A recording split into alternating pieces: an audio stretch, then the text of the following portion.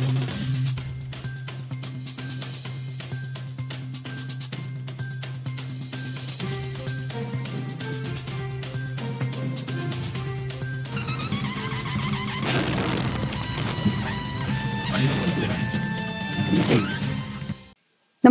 आपण पाहता Hirkani news.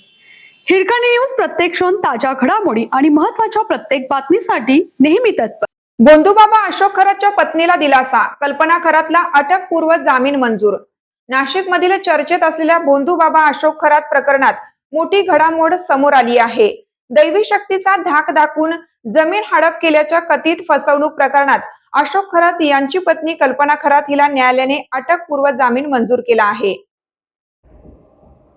Sinnar police ठाण्यात दाखल असलेल्या गुन्ह्यात नाशिक रोड अतिरिक्त सत्र न्यायालयाने हा निर्णय दिला. न्यायालयाने 1 लाख रुपयांच्या वैयक्तिक जात मुचलक्यावर आणि तितक्याच रकमेच्या जामीनदाराच्या अटीवर कल्पना खरातला दिलासा दिला आहे.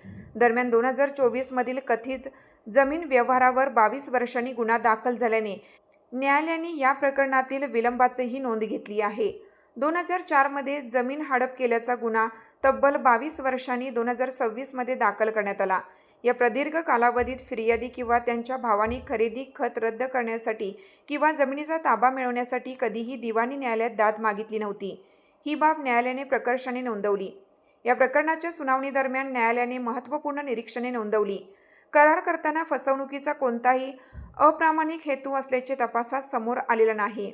हा व्यवहार नोंदणीकृत दस्तऐवजाद्वारे अधिकृतरित्या झाला असून केवळ दिवाणी वादाला गुन्हेगारी प्रकरणाचा रंग देण्याचा प्रयत्न झाल्याचे निरीक्षण न्यायालयाने नोंदवले आहे.